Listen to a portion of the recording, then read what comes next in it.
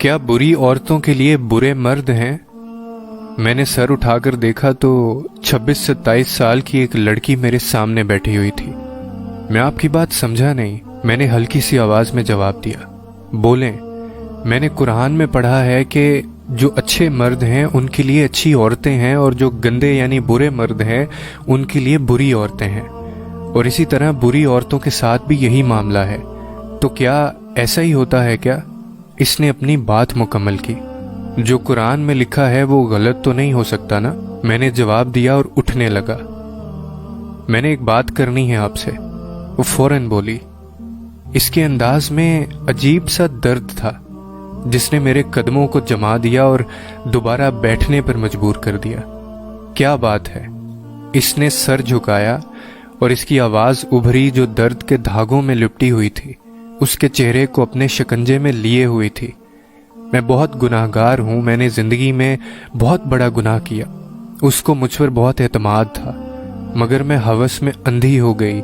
इसने रोका भी मगर मैं काबू न रख सकी और शैतान के बहकावे में आ गई। मैंने इसके बाद अल्लाह से तौबा भी की। रात को सिसक सिसक कर इसके दर पर पड़ा रहना शुरू किया। कुरान पढ़ा, तौबा की, मगर एक सवाल अभी भी है, क्या बुरी औरत के लिए बुरे मर्द ही हैं? वो खामोश हुई। उसका चेहरा आंसुओं से तर हो चुका था।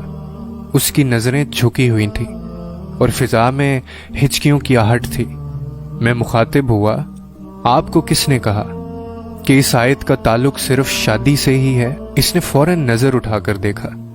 इसकी आंखों में जो जुस्तजू थी आज तक जहन में पेवस्त है मेरे। मैंने बात जारी रखी, इस आयत का ताल्लुक माशरे से भी है, सिर्फ निकाह से नहीं है। वो कैसे? इसने फौरन सवाल किया। मैंने दोबारा बात शुरू की। दरअसल अल्लाह करीम का निज़ाम बड़ा कमाल का निज़ाम है और जो असूल इसमें हैं रहती दुनिया तक के लिए काफ़ी हैं। आपने कभी नेक लोगों का और बुरे लोगों का जनाजा देखा है ना? तो वो जनाजा क्या है? अगर मरने वाला नेक तो शुरका सारे नेक, अगर मरने वाला बदकार तो शुरका भी अक्सरियत बदकार। आपने फंक्शंस भी देखे होंगे। अगर नेक आदमी की आमद है तो सारे नेक अफराद शरीक होंगे।